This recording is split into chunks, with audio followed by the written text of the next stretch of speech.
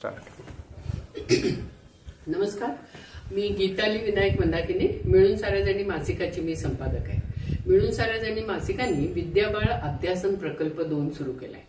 1975 साली युनोनी महिला वर्ष जाहीर केलं. त्याला 2025 मध्ये 50 वर्ष होत आहेत. तर स्त्री चळवळीची या 50 वर्षातली वाटचाल कशी आहे, ती लोकांपर्यंत कशी पोहोचली आहे वगैरे समजून घेण्यासाठी आपण स्त्री चळवळ आणि मी अशा विषयावरती गप्पा मारतो. आज आपल्याकडे मिळून साऱ्याजणीची सख्खी मैत्रीण आणि ज्येष्ठ सामाजिक कार्यकर्ती मेधा टेंगसे आली आहे. मेधा, नमस्कार. खूप आनंद झालेला आहे तू आलीस त्याच्यामुळे आज आपण स्त्री चळवळ आणि तू म्हणजे तुझं सगळं आयुष्य अशा पद्धतीने पण स्त्री चळवळीला सेंटर जोडून अशा गप्पा मारूया. त्याच्यामुळे पहिल्यांदा मला असं सांग की तुला स्त्री चळवळ तुझ्या आयुष्यात कधी आणि कशी आली? मला असं वाटतं की प्रश्न जेव्हा मला पडायला लागले ना तेव्हापासूनच ती अदृश्यपणे आली, पण उत्तर काही मिळत नव्हती. म्हणजे जेव्हा अगदी खरं बोलायचं तर की घरात किंवा भोवताली आणि समाजात, शाळेत, कॉलेजमध्ये कुठे गेलं सगळीकडे दिसायचं ते, आणि तेव्हा प्रश्न पडायला लागले होते. त्याची उत्तर काही मला मिळाली नव्हती. त्यामुळे खरं म्हणायचं झालं तर की माझ्या आयुष्यात खऱ्या अर्थानेच स्त्री चळवळ 75 सालानंतर साधनाचा अंक निघाला होता. आणि त्याचबरोबर मी नंतर जेव्हा पत्रकारितेसाठी पुण्यात आले त्याच वेळेला बरोबर जे आपली हे झाले होते शैला लाटकर प्रकरण आणि मंजुश्री सरदार त्यांच्या निमित्ताने जे विद्यार्थ्यांच्या पुढाकाराने म्हणजे नारी समता मंचने हे जे सुरू केली, फेरी सुरू केली किंवा प्रदर्शन भरवण्यात आलं, त्या सगळ्याचं मला वाटतं की ती मोकळ्या अर्थाने मी त्या प्रश्नाकडे बघू शकले आणि ती चळवळीचा एक भाग आहे हे सगळे प्रश्न मला जाणवायला लागले. आणि मग तुझ्या आयुष्यामध्ये म्हणजे बालपण असेल समजा की तिथे स्त्री पुरुष विषमतेविषयी तुला कधीतरी वाटलंय किंवा आई वडिलांच्या सहजीवनाकडे बघ असं कधी कधी तुला आठवतं की? अनेकदा. त्याच्यामध्ये कसं जाणवायचं की जोपर्यंत ते त्यांचा प्रातिनिधिक रोल किंवा पारंपरिक रोल करतात प्रश्न येत नाही खरा. पण जेव्हा माझी आई फार बुद्धिमान होती, वाचन खूप करायची, तिला केव्हा काही प्रश्न पडायचे किंवा तिची उत्तर काही वेगळी असायची, तेव्हा माझे वडील खूप लिबरल असून सुद्धा त्यांना जड जायचं, तेवढं झेपायचं हे अगदी खरं. नंतर त्यांच्यातही फरक झाला आणि आईचं म्हणजे बौद्धिक क्षमता त्यांनी ओळखली किंवा वाचनाची आवड ओळखली, पण तो हे होताच. आणि ही आमच्या भावंडांचं फारसं झालं नाही. म्हणजे भाऊ होता, तुला भाऊ आहे मला, पण तो भेदभाव झाला नाही फारसा. अगदी जवळजवळ झालाच नाही म्हणायला पाहिजे, पण तो फार नकळत झाला असावा. म्हणजे भेदभाव न करणं तर नकळत बरोबर ते झालं. पण एक मात्र मला हे जाणवायला लागलं की समाजामध्ये एकूण विचार करताना म्हणजे कप्पे खूप आहे आणि स्त्रियांसाठी वेगळे कपडे आहेत, पुरुषांसाठी वेगळे कपडे आहेत आणि रोल्स पण ठरलेले भूमिका, आणि ते जे ओलांडले जातात तेव्हा खरं प्रश्न सुरू होतो. आणि मग तुझ्या शिक्षणाच्या वेळेला कसं झालं? म्हणजे तू काय शिकलीस आणि पत्रकारिता केलीस तसं? हो, शिक्षणाच्या वेळेला माझ्या घरात खूप आधुनिक वातावरण होतं त्या अर्थाने शिक्षणाच्या दृष्टीने. त्यामुळे मला शिकायला चांगली संधी मिळाली की जे शिकेन की बरीच वर्ष मुंबईत पण राहिले, पुण्यातील पत्रकारितेचा अभ्यासक्रम करायला आले.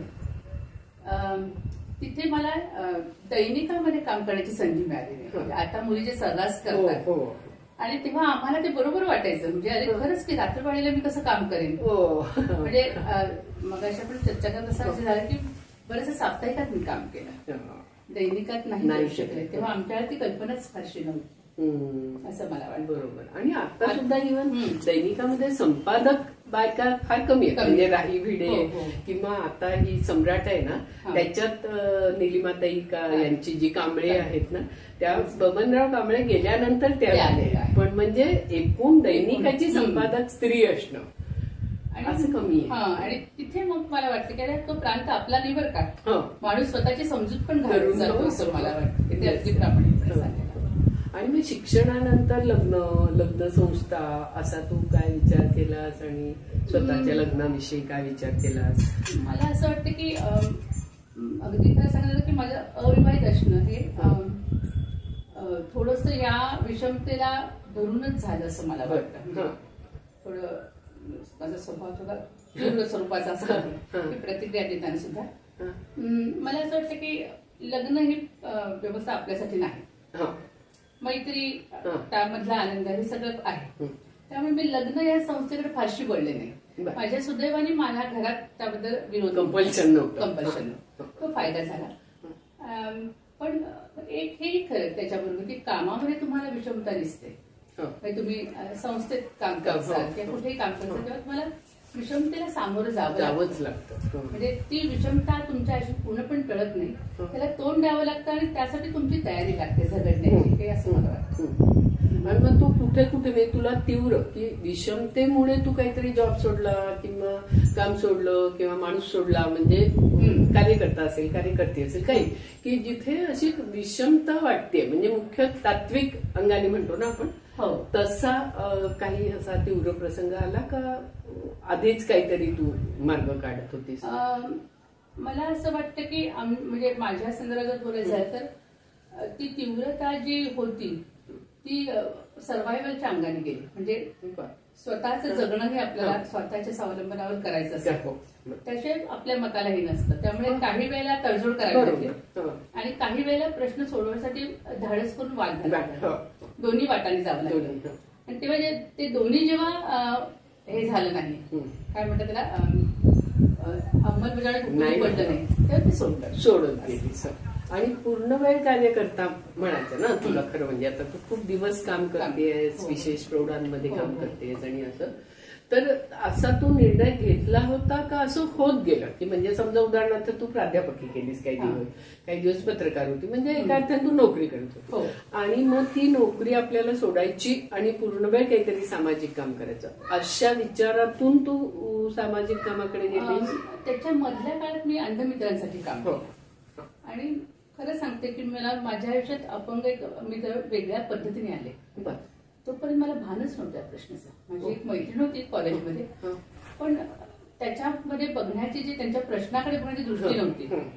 आणि ते मला एक हे वाटतं की अंधमित्रांबरोबर काम करताना एकदम सगळं माझं जग हललं.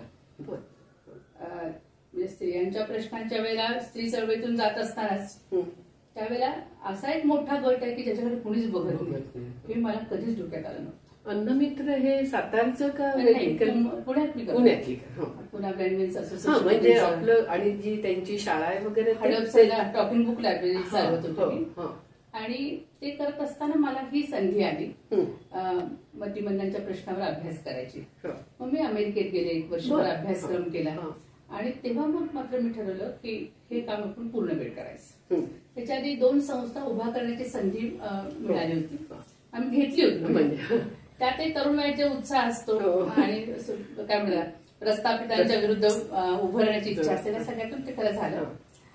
पण ह्या वेळेला मात्र थोडा वेगळा चॅलेंज डोळ्यासमोर होता की आपण जे करणार आहोत ते अशा ग्रुपसाठी करणार आहोत की ते कधी स्वावलंबी होणार नाही आणि ती जबाबदारी एका अर्थाने तुम्हाला पूर्णपणे शेवटपर्यंत निभावायची आहे. आणि त्याच्यामध्ये मग तुम्हाला तुमचे बाकीचे जे छंद आहेत, बाकीच्या ज्या तुमच्या प्रायोरिटीज त्या बाजूला ठेवायला लागणार. त्यामुळे हे थोडंसं ज्याला आपण मिशन किंवा व्रत म्हणून अशा पद्धतीने घेतलं आणि हे पूर्णपणे डोळसपणाने घेतलं. म्हणजे ती अंधारातली उडी नव्हती आणि त्याची कल्पना स्वतःशी ठरवून विचारपूर्वक घेऊनच केली. त्यामुळे त्याची मनाची तयारी झाली. म्हणजे रचना ही एक संस्था आहे. त्याच्यात काय काय काम होतं? रचनामध्ये ग्रामीण महिलांसाठी आम्ही काम करत होतो. मग तिथलीच माझी कार्यकर्ती म्हणजे स्वाती सगळं आम्ही दोघी जणी गेलो होतो अमेरिकेत. आमची कल्पना अशी होती की ती संस्था आणि ही संस्था मिळून आम्ही काम करू. पण ते स्वातीला असं वाटलं की मतिमंदांसाठी काम करणं थोडंसं तिला नको वाटलं. ती म्हणाली वर्षभर, म्हणजे माझी प्रतिक्रिया वेगळी, तिची प्रतिक्रिया झाली. ती म्हणाली मला ग्रामीण महिलांसाठी काम करायला, म्हणून मग मी ती त्या संस्थेची जबाबदारी पूर्ण तिने घेतली. मी त्यातून बाजूला झाले आणि या संस्थेशी पूर्ण निगडीत झाली. स्वाती ते काम करते आहे, चालू आहे. आणि कुठल्या भागात? वेल्हा आणि ह्याच्यामध्ये मुळशीमध्ये काही भागात आहे आणि ह्याच्यामध्ये पण करते, ते हवेलीमध्ये पण करतात. त्यांच्या परीने ते ग्रामीण महिला आणि विशेषतः मुलींसाठी काम करतात. मग आता तुझं जे अंधमित्र आहे ते अन्नमित्र म्हणून आता नाहीये ना. आता तू जे कोळवणच्या इथे तुझं काम नाही, ते मंडळांसाठी पुनर्वसनाचं काम आहे. साधना विलेज संस्थेचं म्हणून काम आहे. आमचा एक ग्रुप आहे, त्यानिमित्तानं तो रजिस्टर्ड चॅरिटेबल ट्रस्ट आहे.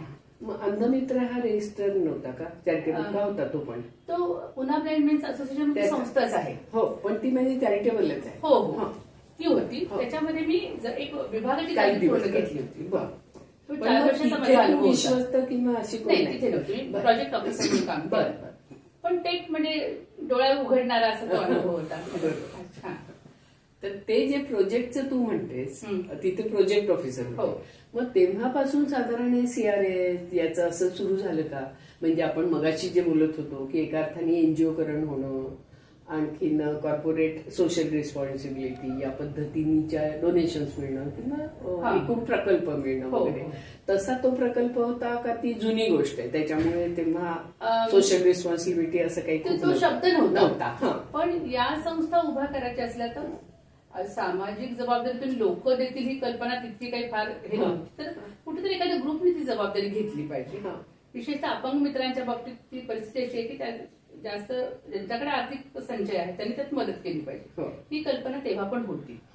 पण आपण आपल्या परीने त्यांना स्वावलंबी विशेषतः अंध मित्रांना करणं शक्य होतं, जे सातारला केलं. सातारला ते म्हणजे तुला माहिती आहे त्या ग्रुपने केलेलं आहे. पण इथे करताना आपल्याला दिसतं आहे की ही मुलं कधीही स्वावलंबी होणार. त्यांच्या काही गोष्टी आपण प्रॉडक्ट्स होतात जे आपल्याकडे येत आहेत. प्रोडक्शन जे होतं ते थोड्या माफक पद्धतीचं होतं की ज्याच्यामुळे त्या वस्तू तयार होतात त्या आपण भेट वस्तू म्हणून जास्त देतो आणि ज्याला सिम्पथी मार्केट म्हणतात तशापर्यंत ते जातं.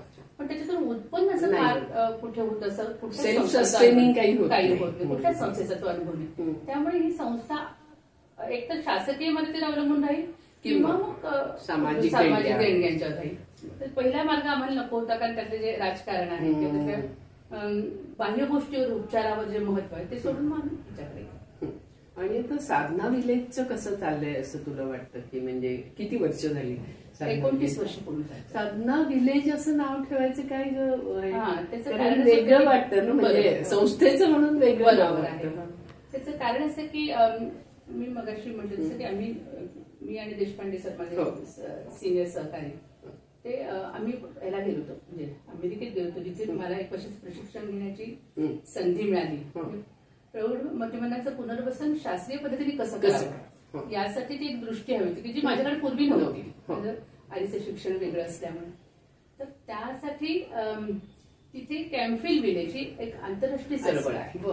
त्या चळवळीचे आपण भाग आहोत हे कृतज्ञता व्यक्त करण्यासाठी साधना विलेज हे सगळं काम म्हणजे एक साधना आहे. बरोबर. याच्यातून आणि मग विलेज पण एक असोसिएशन त्याच्याकडे जोडलं राहिलं पाहिजे ही ती कल्पना होती. आणि आता तिथे कसं असतं म्हणजे आता याला झाली किती वर्ष? 29 वर्ष पूर्ण. 29 वर्ष झाली. बरं. पूर्ण होती. तो प्रवास कसा आहे म्हणजे आधी कसं झालं, मग जागा असं सगळं जे असतं ना या ह्याच्यामध्ये आपण संस्था मी म्हटलं असल्यामुळे की आमचा ग्रुप होता आणि सामूहिक जबाबदारी होती आणि त्यामुळे काम करताना सगळ्यांनी जबाबदारी विभागून करण्याची होतं. करत असताना मुख्य म्हणजे त्याची तात्विक बैठक आणि त्यानंतर ते काम करताना कशा पद्धतीने करावं, ह्युमन रिसोर्स या सगळ्या गोष्टीशी आणि मुलांची वागणूक आपण हे करताना कशा पद्धतीचे प्रयोग करावेत ह्या सगळ्या बाबतीत माझा पुढाकार होता. आर्थिक बाबतीत देशपांडे सरांचा पुढाकार होता. त्याच्यामुळे मला एक मोठा असा फायदा वाटतो की सगळं ठरवण्याची संधी मिळाली. म्हणजे आपल्याला ज्या पद्धतीने आपण तिथे पाहिलं तिथे म्हणजे अमेरिकेत पाहिलं तिथे कॉपी करायची नव्हती. आणि इथलं वातावरण, इथलं आपल्या ज्या गरजा आणि इथल्या एकूण जगण्याची संकल्पना ह्याला जोडून आपल्याला काय करता येईल त्या पद्धतीने आम्ही प्रयोग केले. ते करताना भोवतालच्या जगाकडे हे नाही केलं, डोळा केला नाही. ते दिसत होतं. मी चळवळीतून आल्यामुळे तो मला मोठा फायदा झाला. आम्ही ज्या ग्रामीण भागात आहोत, मुळशी तालुका आहे, सांगायला हरकत नाही की पुरोगामी महाराष्ट्राचा पुरोगामी जिल्हा त्यातला एक तालुका असं असताना सुद्धा मी जेव्हा गेले तेव्हा अशिक्षित मुलगी मला सापडली आणि तेव्हा लग्नाचं वय 15 होतं. आणि हे सगळं बघून म्हणजे मुलींच्या वयाचं तो जो काळ होता लग्नाचा हे सगळं बघताना मला गप्प बसवता वाटलं नाही आणि मी माझ्या सहकार्याचं ठरलं की आपण जायचंच. मग गावागावात तेव्हा आमच्याकडे वाहन वगैरे काहीच नव्हतं, आम्ही सगळे चालत जायचो आणि सगळी गावं 1-2 अपवाद वगळता कोळवणखोरं म्हणतात त्याला, सगळी गावं सगळी आतमध्ये. त्यामुळे त्याचं हे झालं की फायदा मोठा झाला की बायकांना म्हणजे महिलांना असं वाटायचं की ही बाई पण आपल्यासाठी चालत येते, ही बाई तिची जी मुलं आहेत तिला हे करून जेवण खाण, म्हणजे मी एकटीच होते बऱ्याच वेळेला सुरुवातीला, त्यामुळे जेवण खाण खायला घालून येते, ती पण दमूनच आपल्यासारखी ते पण ती येते, मग आपण बसलं पाहिजे असं झालं. तो विश्वास निर्माणाला खूप मोठा मदत झाली. पण नाही तेव्हा ती मुलं लहान होती तू जेव्हा अशा मुलं 60ची आहेत. नाही तेच ना, म्हणजे तेव्हा ती काय वयाची होती? 25, 30 मोठीच होती. मोठीच म्हणजे खरं सांगायला तर ती मुलं आणि मी एकाच बरेच त्या. आणि त्याच्यामध्ये एक असं झालं की हे सगळं करताना सरमिसळ खूप छान झाली. म्हणजे मुलांना गावं आपली वाटायला लागली आणि गावांना मुलं आपली वाटायला लागली, असं झालं ते. आणि ते इंटिग्रेशन मला वाटतं की साधना विलेचं जे वैशिष्ट्य ते इंटिग्रेशन आहे, म्हणजे समाजाशी जोडलेलं आणि आयसोलेटेड नाही. हो, आणि मोठ्या समाजाचा आपण एक भाग असणं, तो फायदा झाला. आणि तिथले जे प्रश्न होते ते मला फार तीव्रतेने जाणवले, अजूनही ते आहेत. आम्ही लढतो आहोत आमच्यापर्यंत. कौटुंबिक हिंसेचा प्रश्न आहे, दारूचा आहे, आता त्याच्यामध्ये तरुण अजूनही जुगार खेळतात, पत्ते खेळतात आणि सगळ्या म्हणजे आई पहिल्यांदा जेवायला घालते, नंतर बायको घालते आणि नंतर सून आहेच किंवा मुलगी जावई, असंच चाललेलं. म्हणजे इतकं ते मोठ्या प्रमाणावर दारूचंही आहे, फार दुःख होतं. म्हणून आम्ही करोनाच्या काळात सुद्धा हेतू पुरस्कार आम्ही वाचनालय चालवली, 13 वाचनालय छोटी चालवली. आणि आता तर आम्ही प्राथमिक शाळेशी जोडली आणि त्याच्यामुळे मुलं त्या मोबाईल पासून लांब राहतील. पण तिथे अगदी म्हणजे सांगायला हरकत नाही की 7वी 8वी पासून ते पान परागचं ते नवीन जे हे अवतार जो आहे काय क्वेश्चन आहे ते सगळं सहज उपलब्ध आहे. हल्ली ते ब्लॅक चॉकलेट वगैरे असं काहीतरी म्हणतात, ते सुद्धा तिकडे उपलब्ध आहे. हे सगळ्याला उत्तर देण्याच्या दृष्टीने खूप मोठं चॅलेंज होतं.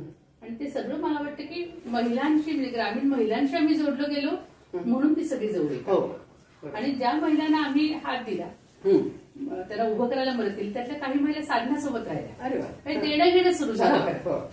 त्या आमच्यासोबत उभे राहिल्या, आम्हाला साथ त्यांनी दिली आणि त्यांच्यासोबत आम्ही उभे राहिलो, त्यांना आम्ही साथ दिली. असं त्यामुळे मला असं वाटतं की खऱ्या अर्थाने तो भगिनी भाव तयार झाला. अजूनही काही महिला त्यातल्या आहेत की ज्यांना आम्ही पतीने मारलं तेव्हा आम्ही आमच्याकडे ठेवून घेतलं, पोलीस केस झाली तेव्हा आम्ही गेलो. आणि जेव्हा मारायला नवरायचं तर मी आमच्या केंद्रातल्या महिलांना घेऊन आम्ही 8-8 जणी तरी जात होतो, तसे हात उभे करून थांबायचं. ताई आल्याच म्हणलं तर जरा पुरुष पण घाबरायचे की पुन्हा येणार आहेत म्हणून. एका ठिकाणी तर आम्ही मगाशी जसं पण म्हटलं श्री महिलेच्या नावाची पाटील होती, ही हिचं घर आहे, त्या रात्रीच्या बाहेर काढायचंच नाही, असं खूप या पद्धतीने आम्ही काम सुरू केलं. आणि त्याचा मोठा परिणाम आम्हाला दिसतो. म्हणजे तो जो सगळा काळ आहे तो त्याचा मला असं वाटतं की 29 वर्ष झाल्यानंतर सुद्धा एक शिळेपणा का आला नाही किंवा वैफल्य का आलं नाही, याचं महत्वाचं कारण आहे की त्या सगळ्याशी जोडलं जाणं प्रश्नाशी आणि आपल्यापर्यंत त्याची उत्तर शोधणं. म्हणजे एकीकडे केंद्राकडे हा समतोल हा साधला गेला. केंद्रामध्ये आपल्याला असं दिसतं की पुन्हा त्याच गोष्टी कराव्या लागतात, त्यामुळे प्रगतीचा आलेख फार संथ गतीचा असतो. आणि दुसरीकडे तुम्ही बघता की एखादी उभी राहिलेली बाई पटकन म्हणते की अरे ताई तुम्ही म्हणालात ना आम्हाला गावात चिडवतात की आली मोठी सरपंच साधना विलेची, तर मी म्हटलं का आपल्याला अभिमानाचं आहे असं म्हणलं, ताई आम्हाला आवडतं मग त्याला. म्हणजे हे जे आहे ना हे समाधान घेत हे काम केलं म्हणून एकामुळे दुसऱ्यामुळे पहिलं असं आमचं काम झाल्यामुळे आम्हाला आनंद मिळाला. म्हणून मला असं वाटतं की त्यातला आनंद ज्याला कळला ना तो मग कंटाळणार, तो आनंद त्यात मिळाल्यामुळे एकच एक प्रकारचं काम केलं असतं तर टिकलं असतं. आणि हे खरं आहे की मी चळवळीशी निगडीत नसते तर हे काम मी तिकडे केलं नसतं. कारण एक टिपिकल कुठलं तरी अलिप्तपणाने कामापुरतं बायका आल्या असते, पण आता हे जे एकत्रीकरण आहे सरमिसळ आहे त्याचा एक वेगळा आनंद आहे. आणि आता या बायका तेव्हाच्या ज्या असतील त्यांच्या मुली मग या मुली मोठ्या झाल्या, त्यांच्यावर जास्ती चांगला परिणाम झाला. लग्नाचं वय वाढलं, शिकायला लागलं, कारण साधना म्हणजे आपणच त्यांना खूप ठिकाणी त्यांना पाठवलं, त्यांना शिक्षणासाठी आर्थिक मदत केली, काही ठिकाणी मुली ग्रॅज्युएट झाल्या. म्हणजे हे सगळं करताना आपल्याला एक वेगळा टप्पे आपल्याला ओलांडता आले. कारण त्यांना विश्वास वाटला की बाबा साधनातर्फे जातात ना, मग काही धोका नाही. कारण बाहेर पडणार शिकणारी सुद्धा ती पहिलीच पिढी होती त्या अर्थात. मग पाठवणं, मुलींना पाठवणं हे सगळं होऊ शकतं असं मला वाटतं. आणि या मुली कशा आता स्त्री पुरुष समतेच्या संदर्भामध्ये त्यांना आता असतेच समता, अशा दिशेला ते जायला लागलेत का? म्हणजे समता म्हणजे काय असायलाच पाहिजे अशा एक मानसिक बदल होणं, अशा दृष्टीने या मुलींच्यात काही झालाय थोडाफार का होईना? म्हणजे आधीच्या त्यांच्या आया आणि त्या मला अगदी मनातलं जर विचारशील ना, तर मला असं वाटतं की संघर्षात्मक जगणाऱ्या ज्या महिला होत्या ना, त्यांच्यात जो स्पार्क होता तो मला इथे थोडा कमी झाला पाहिजे. कारण they take it for granted, नवीन जनरेशन. पण एक झालं की ज्या मुलींना अशी वागणूक मिळाली त्यावेळेला त्यांच्या मागे उभारण्याचं सामर्थ्य बायकांना आलं. तो मला महत्वाचं वाटतं. म्हणजे मला अजूनही कार्यकर्त्या म्हणले की त्या मागच्या पिढीतल्याच महिला, कारण त्यांनी त्या पद्धतीने झुंज दिलेली आहे, लढलेले. परवाच मला एक 73 वर्षाच्या बाई म्हणाले की ताई आजच मी तुमच्याकडे येणार होतो. मी म्हटलं काय तुम्ही येणार होतं, बरेच दिवसांनी येत आहे. तर त्या म्हणाल्या की ताई आज माझ्या पुतण्याची बायको, म्हणजे पुतण्या मारलेल्या बायकोला घरच्यांनी इतका त्रास दिला तर काय करावं मला कळत नव्हतं. शेवटी ताई मी धाडस केलं आणि गेले कंप्लेंट करायला फोनला. म्हणजे हा जो स्पार्क आहे त्या बाईंचं येणं होत नाही पूर्वीसारखं. पण हे वाटणं आहे ना, हे साधनाने पेरलं असं मला वाटतं. आणि ते मला तुलनेने कमी आहे. शहरातल्या तरुण मुलींच्या मध्ये जी आत्मकेंद्रितता येते की माझा, म्हणजे हे निरीक्षण आहे असं, माझी प्रगती झाली ना की मग पुढे माझ्या मागून येणाऱ्यांना मी हात दिला पाहिजे ही भावना फारशी जशी दिसत नाही. तसं दुर्दैवाने मला थोडंसं इकडे म्हणजे तो आणि ती गतीच ती तो लोंढा आहे असं मला वाटतं समाज रचनेचा सगळीकडेच आहे. पण आम्ही त्याला हेतू पुरस्सर तसा प्रयत्न करतो की तुम्ही झाल्यानंतर पुढे दुसऱ्यांना हात द्यायला पाहिजे.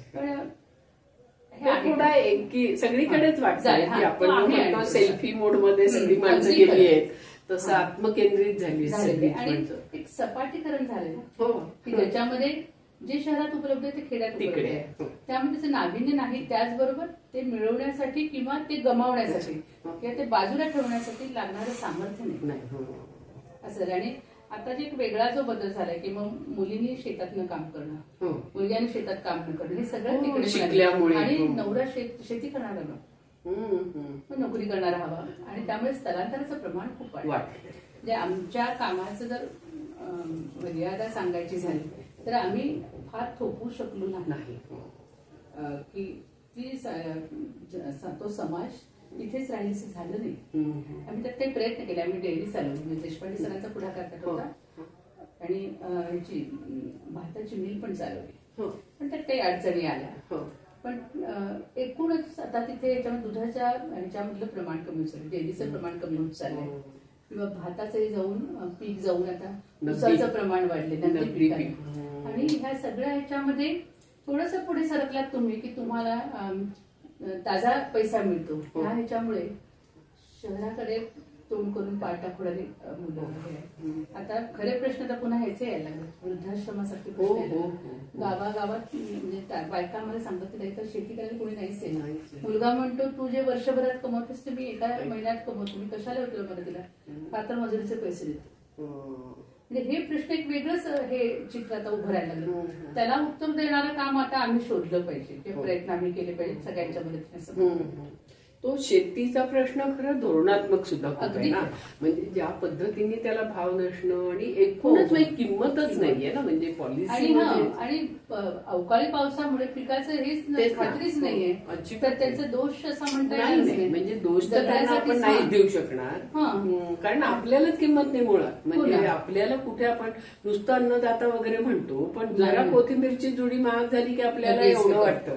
म्हणजे तो एक नाहीच, आपला बघण्याचा दृष्टिकोनच तो नाही. अगदी सेंद्रिय शेतीचं तिथे काही आहे. सेंद्रिय शेतीचं आपण आपल्याकडे करतो, पण बाकी काही लोकांनी प्रयोग केलेले आहेत आणि आपण त्यांना सपोर्ट केले आणि फायदा वाटतो. आणि तिथे काही प्रमाणात विकण्याचा प्रयत्न पण लोक करतात, पण खूप छोट्या प्रमाणात. आणि तिथले पुरुषांचा प्रश्न, म्हणजे मगाशी तू म्हणालीस ते की पुरुषांचा प्रश्न खूप तीव्र होतोय का, की म्हणजे एकतर दारू, जुगार, व्हायलन्स किती आहे, त्याचं प्रमाण कमी झालंय का आहे तसंच आहे डोमेस्टिक व्हायलन्स? आमचा जो अनुभव आहे की तरुणांच्या बाबतीत हा जो प्रश्न आलेला आहे तीव्रता तेवढीच आहे, तीव्रता आहे. कारण ते पाहतच मुलं तयार होतात आणि घरी कष्ट करणाऱ्या महिलाच जास्त असल्यामुळे त्यांना ती सवय पारावर बसून पत्ते खेळणं हे करणं हे सगळंच आवडतं. अभ्यासाची आवड निर्माण करण्यात शाळा कमी पडलेल्या आहेत. त्यांना इतकी डायमेन्शन्स आहेत मुलांच्या आवडीचं करायचं, शिक्षणाचं करायचं, तरुण मुलं पुढे गेली असती, हे पण आहे सगळं. नोकऱ्या नाहीत, बेरोजगारीचा प्रश्न आहे, हे सगळं एकमेकांशी इतकं जोडलेलं आहे. आणि तू म्हणालीस मगाशी तसं हे सगळं धोरणात्मक ह्याच्या निर्णयावर खूप अवलंबून आहे. आता एखादी संस्था सगळं हे चित्र बदलायची परिस्थिती नाही, त्याच्यातलं राजकारण आणि राजकारण म्हणजे मला बोलायला हवं की ग्रामीण जीवन राजकारणाने इतकं पोखरलेलं आहे. आणि त्यामुळे मला सांगायला वाईट वाटतं की महिलांच्या ज्या चांगल्या महिला आपण तयार केल्या साधना, ज्या भांडतात, बोलतात, प्रश्न विचारतात ग्रामसभेमध्ये, त्या महिलांना नेतृत्वाकडे संधीच मिळत नाही. आणि ज्या महिला कुठेतरी कोपऱ्यात आहेत आणि ज्यांचा पती प्रभावी आहे अशा त्यांना हे केलेलं आहे. म्हणजे एका अर्थाने आपण तयार केलेल्या महिला ज्याला काय म्हणतात त्याचं ते डिस्क्वालिफिकेशन झालं की काय असं वाटायला. मग आम्ही आणखीन असा प्रयत्न केला की तुम्ही त्यांना साथ करा आणि त्यांना सुचत नसत तुम्ही त्यांना प्रश्न विचारायला मदत करा. त्या बोलत नाही तर तुम्ही त्यांना मदत करा, म्हणजे आपल्या तयार झालेल्या कार्यकर्त्यांना. आणि मग त्या दृष्टीने प्रयत्न आम्ही सुरू केले. एवढंच नाही तर आपल्या ज्या कार्यकर्त्या बाई आहेत आपल्या कार्यक्रमाला पण आल्या होत्या की त्यांना असं वाटतं की अरे किती मी शिकू आणि किती नाही, ते आता सरपंच झालं. म्हणजे एखादी अशी पण महिला की जिचा आपल्याला अभिमान वाटतो. खरं बोलायचं की त्याही कौटुंबिक दिवसातून जातात आणि एकदा माहेरी जातात, पुन्हा येतात, पण पुन्हा याच्याने जिद्दी उभं राहून सरपंच गाजवतात. तर ह्या सगळ्या पद्धतीने एक असं वाटतं की कुठेतरी अनुकूल वातावरण निर्माण होण्याच्या दृष्टीने आणखीन संघटना संस्था एकत्र करता येईल का असं पण वाटतं मला. ती गरज वाटते त्या पद्धतीने काम करायला. आणि एकल महिला किती आहेत आणि त्यांच्या समस्या आहेत का आता एकल महिला आहे म्हणजे नात्यापासून सुद्धा सोडून दिलेल्या आहेत किंवा अतिचाचामुळे सोडून दिलेल्या सुद्धा आहेत. परित्यक्तांचा प्रश्न मी गेल्यापासून बघते 29 वर्ष. आम्हाला दुर्दैवाने थोडी उसंत मिळाली नाही, पण त्याचं सुद्धा संशोधन करण्यासारखं आणि प्रश्न मांडण्यासारखं आहे. तरी नारी समता मंचने ते काम केलं आणि त्याचा आम्हाला फायदा झाला. कारण आम्ही त्या महिलांना मग पुढे केस लढवायला वगैरे नारी समता मंचमध्ये पण जोडून दिलं. आणि काही महिला त्या प्रश्नात त्यांची मुलाखती पण नारी समता मंचच्या कार्यकर्त्यांनी घेतल्या. आणि त्याचा एक मोठा फायदा असा की तिथल्या पालकांना जरा जोर आला, स्त्री पालकांना हा मोठा फायदा वाटतो. पण हे अगदी हे आहे की नात्यातली लग्न असून सुद्धा घरात आधी माहिती असते की तो मुलगा व्यसनी पण सुधारेल म्हणून त्याच्याशी लग्न करून देऊन पुन्हा कौटुंबिक हिंसेचे प्रश्न वगैरे आहेत आपल्याकडे. आणि अशा कार्यकर्त्यांना आपण जास्त प्राधान्य देतो. अशा कार्यकर्त्यांना आपण केंद्रात घेतो, आपल्या साधनाच्या पुनर्वसन केंद्रात त्यांना काम देतो आणि त्यांच्या मुलांच्या शिक्षणासाठी आणि त्यांच्या प्रगतीसाठी पण प्रयत्न करतो. म्हणजे पण असं प्रमाण खूप मोठं आहे, त्याचा अभ्यास करण्यासारखं आहे, म्हणजे संशोधन करण्यासारखं खूप उपयोगी पडतं. पण मग आता मुली लग्न नाही करायचं म्हणजे दिसतंय ना की मावशीचं असं झालं, आईचं असं झालं, आत्याचं असं झालं, डोमेस्टिक व्हायलन्स आहे किंवा सासूरवास आहे, मला लग्नच नाही करायचं असं म्हणणाऱ्या मुलींची संख्या वाढते का नाही? ग्रामीण कारण म्हणजे की मुलीला तो आवाज नाही समाजात नाहीये. आणि दुसरं म्हणजे बॉलिवूडचा परिणाम भरपूर आहे. म्हणजे सगळे 24 तासच आहेत ना घरात. म्हणजे बॉलिवूडचं पूर्वी कसं जाऊन बघायचा सिनेमा, आता 24 तास झाला. आणि त्याचा परिणाम म्हणून पळून जाणं किंवा शिक्षण अर्धवट सोडणं आणि पुन्हा अर्थात ते वयच नसतं की योग्य व्यक्तीला निवडणं वगैरे करण्याचं, पण त्याबरोबर समोर राहणाऱ्या व्यक्ती आहेत, म्हणजे त्या घरातला मुलगा आहे पण तो व्यसनी आहे, आई वडिलांना वाईट वाटतं पण ती मुलगी केव्हाच पळून गेली. ह्या बाबतीत काउन्सिलिंग करण्यासाठी सुद्धा काम करण्याची खूप चांगली संधी आहे. आम्ही प्रयत्न करतो पण आमचा प्रयत्न खूप कमी पडतात. कारण आमचं हे 90% काम आमचं केंद्रात पुनर्वसन आणि ते खूप काम वेळ घेणारं काम आहे. पण ती पण आम्हाला खूप गरज वाटते की पुनर्वसन केंद्राच्या बरोबरीने एक कुठलं आणखीन काउन्सिलिंगचं काम केलं पाहिजे समुपदेशनाचं की त्याच्यामध्ये म्हणजे मॅरिटल ह्याच्या प्रश्नामध्ये काय निवडणं कसं पाहिजे, प्री मॅरिटल कसं करता येईल, काउन्सिलिंग कसं करता येईल, लग्नाचं महत्व काय, शिक्षणाचं महत्व काय, आणि त्यामुळे काय होतं की ती जर पहिली घरातली मुलगी पळून गेली तर दुसऱ्या मुलीला घरीच बसवलं जातं. हे प्रश्न खूप आहेत आणि सर्रास आहेत. पण लांब पाठवायचं नाही किंवा मग तेवढं शिक्षण सुरू कारण की ते केलंय हे प्रश्न खूप आहेत. म्हणजे त्यामुळे लग्न न करण्यापेक्षा लग्नाबद्दल ते वयीन असतात पण खूप गंभीरपणे विचार न करता काहीतरी निर्णय घेऊन टाकणं त्यात मग फसत जाणं हे जास्त.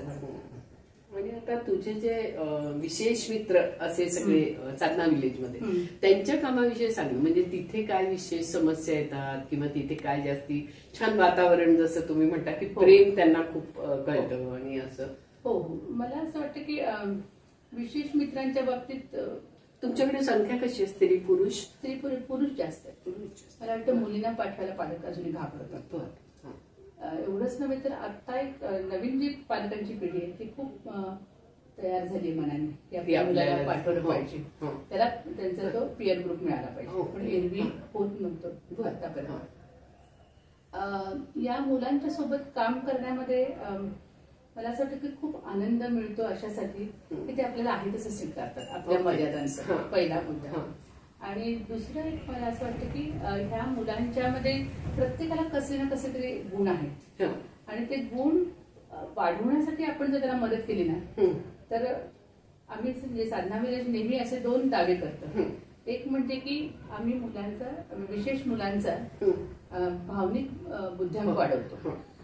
त्यांच्या वर्तनातल्या समस्या कमी होतात, सोशल क्वोशंट वाढतो आणि ते कशा चांगल्या पद्धतीने वागू शकतात त्याच्याबद्दल आम्ही दावा करतो किंवा तो संस्थेचं हे आहे दावा आहे की ही मुलं खूप बदलतात आणि एक चांगल्या पद्धतीचं एक आनंदी समाधानी आयुष्य थोडस ज्याला आपण उन्नत होण्याचं विकसित होण्याचं एक जीवन जगू शकतात.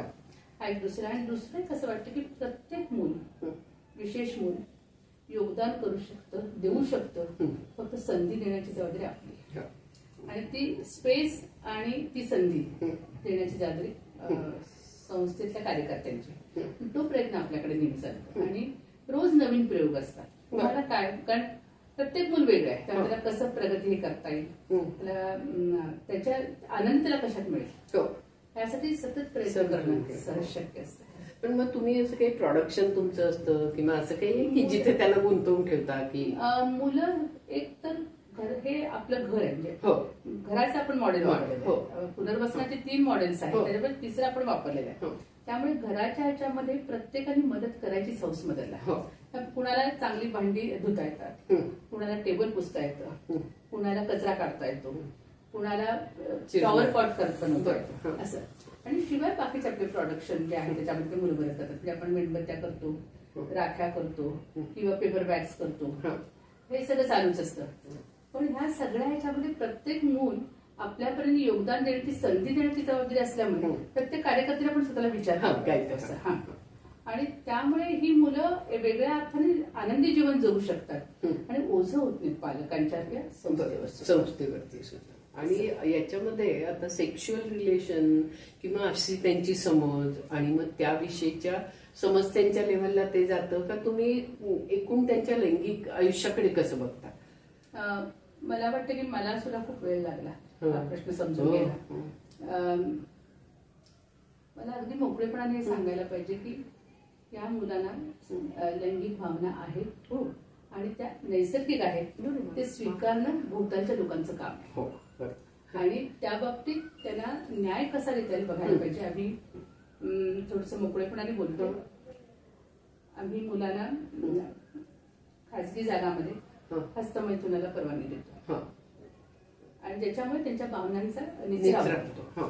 दुसऱ्या एक फक्त आम्ही काळजी अशी घेतो की कुठल्याही याच्यामध्ये विशेष मुलाने विशेष मुलीवर अत्याचार करता कामा नये. हे मला वाटतं स्त्री चळवळीचा आणखी आणि उलट सुद्धा आहे कारण विशेष मुलांना स्त्री पुरुषा भेद फारसा नाही सहज अडचणीत आलेली असतात. ती काळजी आम्ही घेतो. आणि दुसरं म्हणजे आम्ही अगदी हे करतो की कंपॅनियनशिपवर भर देतो की ज्याच्यामुळे एक सहवासाचा आनंद एकत्र काम करण्याचा आनंद भोवताली ज्याच्यामध्ये काहीतरी दोघांनी मिळून तिसरं काहीतरी बघण्याचा आनंद पुस्तक असेल चित्र काढणं असेल या सगळ्याच्या आनंदातून ही लैंगिक भावना वेगळ्या पद्धतीने बाहेर पडेल म्हणजे वेगळ्या पद्धतीने बाहेर पडल्यामुळे त्याचं न्यूसन्स व्हॅल्यू त्याची कमी होत नाही. आणि हे अगदी मोकळेपणाने आपण सांगतो की व्हायलन्स आणि अग्रेशन हे जर आपण भावना दाबल्या तर जास्त होतं. त्यामुळे त्या बाबतीत एक निर्मळ निकोप दृष्टिकोन जो सामान्य माणसाच्या बाबतीत असला पाहिजे तोच आम्ही. पण मला सुद्धा व्यक्तिशः आणि माझ्या भोवतालच्या कार्यकर्त्यांना ह्या बाबतीत वेळ लागला. पण आम्ही खूप प्रयत्नपूर्वक स्वतःला घडवलं. आम्ही नेहमी गमतीने असं म्हणतो की आपण बदललं पाहिजे मुलं बदलण्यापेक्षा. मग आपण चांगलं काम करू शकतो. कारण आपल्या समज वाढवली पाहिजे, जास्त सोपं. आणि खूप काम करत असताना म्हणजे आता तुमचं काम 24 तास ना, म्हणजे मध्ये आपण जे बोललो की मोकळा श्वास असं तुझी जी कल्पना होती ती थोडी सांग. मला असं वाटतं की किती उत्तम काम असलं, आवडीचं काम असलं किंवा ज्याच्यामध्ये पूर्ण जीव गुंतलेला असतो असं, तरी सुद्धा एक फटीग येतं. काही वेळानंतर त्याच्यामध्ये एक ताण यायला लागतो. आणि प्रत्येक माणूस मी सुद्धा वापरले की ज्याच्यामध्ये वेगवेगळ्या गोष्टी असतात. म्हणजे संगीताची आवड असेल, साहित्याची असेल, अभिनयाची असेल, हे सगळं मिळून तो माणूस असतो आणि त्याशिवाय ते काम असतं. तर ते कुठेतरी करण्याची संधी माणसाला, प्रत्येक माणसाचा तो हक्क आहे. मोकळा श्वास ही कल्पनाच मुळे अशी होती की प्रत्येक माणसाला 2 कारणासाठी ती मिळाली पाहिजे. एक म्हणजे स्वतःच्या आयुष्यातून बाजूला होऊन थोडंसं निवांत जगणं आणि आपल्या इतर प्राधान्यक्रम असलेल्या गोष्टींना वाव मिळवून देणं हा आहे. आणि दुसरं म्हणजे आपलंच आयुष्य नव्याने बघणं पुन्हा.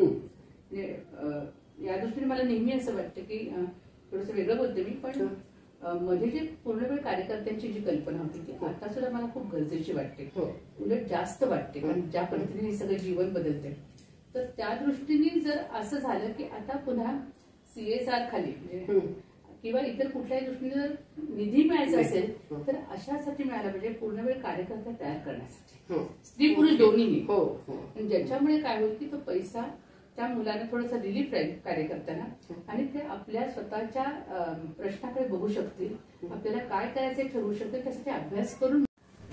मला वाटतं की आपण जे कल्पना ते साळुंख्यांकडे गेलो आणि बोललो त्यांना सुद्धा ते चांगलं वाटतंय, पण पुढे ते आपल्याकडनं तेवढं झालं नाही. तर जिथे अशी एस्टॅब्लिशमेंट आहे ना ज्या संस्थांमध्ये, त्यांना जर काय याचं महत्व कळलं किंवा येऊ दे आमच्याकडे, आम्ही एक व्यवस्था ठेवतो की 8-10 दिवस कोणतरी येईल, आधी सांगून यावं आणि थोडासा खर्च शेअर करावा, तर ते सहज होऊ शकतं. आणि त्या दृष्टीने तुला अजून पुढे काही तू विचार केलास का? म्हणजे आपण कल्पनाताईंकडे जाऊन आल्यानंतर कोणाशी बोलणं म्हण किंवा असं काही. त्याचा आपला एक स्नेहलने एक उपक्रम केला. तिला तो फायदापूर्ण जीवन बदलच मदत झाली, निर्णय खूप बदलले तिचे. पण मला असं वाटतं की हे आणखी थोडंसं व्यापक पद्धतीने आपण एकत्र बसून करूया पाहिजे. आणि मग ते जरा मिळून सार्वजनिक वगैरे आलं ना, त्याची संधी मागे दिलं होतं का तुला आठवत आहे का? म्हणजे मोकळा श्वासची संकल्पना मिळून सार्वजनिक येऊन गेली मला वाटतं ना, येऊन गेली. महाराष्ट्रामध्ये पण ती आली. त्याच्यामुळे आपण थोडंसं ते जरा करूया. आणि पुढे तुला अजून काय डोक्यामध्ये आहे प्लॅन्स, अजून काहीतरी करायचं आहे? मला एक असं वाटतं की स्त्री चळवळीच्या बाबतीत थोडंसं मला बोलावं असं वाटतं की आता थोडंसं धुरकटलेपणा किंवा धुक्यासारखं झालेलं स्त्री चळवळ अदृश्य रूपात दिसते असं मला वाटतं. आणि म्हणून पुन्हा या गोष्टी काही होतील का की सार्वजनिक ठिकाणी पुन्हा मतमांडणी होईल, पुन्हा चर्चा होतील, प्रदर्शनं होतील स्त्रियांच्या एकूणच प्रश्नाबद्दल, स्त्री पुरुषांच्या प्रश्नाबद्दल. तर ते कुठेतरी सार्वजनिक ठिकाणी मोठ्या प्रमाणात होत राहिले पाहिजे असं मला वाटतं. 8 मार्च साजरा करणं म्हणजे सगळं होत नाही असं मला वाटतं. हे एक महत्वाचं वाटतं. त्याचप्रमाणे मला बोलत्या भावाची जी कल्पना होती ती पुन्हा सुरू व्हावीशी वाटते आणि ती फार गरजेची आहे की ज्याच्यामुळे महिला बोलायला लागतील. आताची जे बातम्या वाचताना एकदम किती एकाकी महिला आहेत त्याचं फार दुःख ते सगळं होतं करत, आणि ते मांडण्याची गरज खूप मोठ्या प्रमाणात. आणि साधना विलेजच्या संदर्भात काही अजून मोठं करायचं अजून असं काही आहे? हो, आम्ही भोवतालच्या अपंग मित्रांसाठी काम सुरू केलंय. पण मला असं आम्ही अपंगांसाठी काही मांडण्या मांडल्या होत्या, त्या ह्यांच्यापर्यंत गेल्या होत्या, म्हणजे नीलमताईनीच नेल्या होत्या, आपली मैत्रिणी. आणि तिने सांगितलं मेधा मी नेतेच म्हणून. तिने जाण्यापूर्वी ते होते देऊन गेल्या म्हणून त्या दिव्यांगांचं मंत्रालय वगैरे झालं असं मला वाटतं. ते खरं तिचं श्रेय आहे, तिच्यापर्यंत आलंच नाही. पण हे खूप पद्धतीने ना अपंगांची शिरगंटी व्हावी पहिलं मला वाटतं. अपंग मित्र किती आहेत, त्यांचं अपंगतानुसार प्रमाण किती आहे, आणि हे सगळं करत असताना जे नेमकी टक्केवारी म्हणजे आकडेवारी आणि त्या टक्क्यावरून हे आपलं केलं काय धोरण आखलं पाहिजे असं मला वाटतं. आणि ते सगळं करताना, अंमलबजावणी करताना किंवा आखणी करताना या क्षेत्रातली जाणती माणसं, कायदे तज्ञ, डॉक्टर हे सगळे मदतीला घेतले. त्याशिवाय नाही होणार असं वाटतं आणि तो एक लढ्याचा भाग आमचा आहेच. आणि या दृष्टीने मला असं वाटतं की ग्रामीण समाज आणि अपंग मित्र हे माझ्या जीवनाचे उरलेले आयुष्यात ते मोठं ध्येय आहे, ते आणखी वाढवत नाही असं वाटतं. त्यासाठी तुला एक तर खूप शुभेच्छा. आणि दुसरं मला एक अजून असं मिळून सार्वजनिकच्या दृष्टीने वाटतंय की आपण जसं ग्रहणांकित चांदणा असं म्हणून एक विशेष विभाग केला होता, तसं आपण एखादं पान द्यावं का, किंवा एखादा कॉलम काहीतरी असेल की ज्याच्यामध्ये अनुभव असतील, चांगले वाईट काही पण असतील, म्हणजे आयदर पर्सनल अनुभव असतील किंवा संस्थेत याची कशी गरज आहे ते कसं, म्हणजे आता जसं तू बोलली की पॉलिसी, जनगणना या अर्थानीच्या, तर असं जर तुला जमलं तर तू काही एक 500 शब्दात जर लिहित गेले, एखादी कविताच असेल, तू तर कवी इतकी चांगली आहेस की छान तुला कविता येतात, तर त्या पद्धतीनेची एखादी कविता की ज्याच्यात काहीतरी समस्या मांडली जाते, तर असं आपण एक सुरू करूया. फार आवडेल मला. नक्कीच. चांगली संधी आहे. एक दिवस असं होईल की अपंग मित्र स्वतः पण लिहायला. एक्झॅक्टली. फार आवडेल. चांगली संधी. खूप शुभेच्छा. मस्त वाटलेलं. मलाही खूप बरं वाटलं.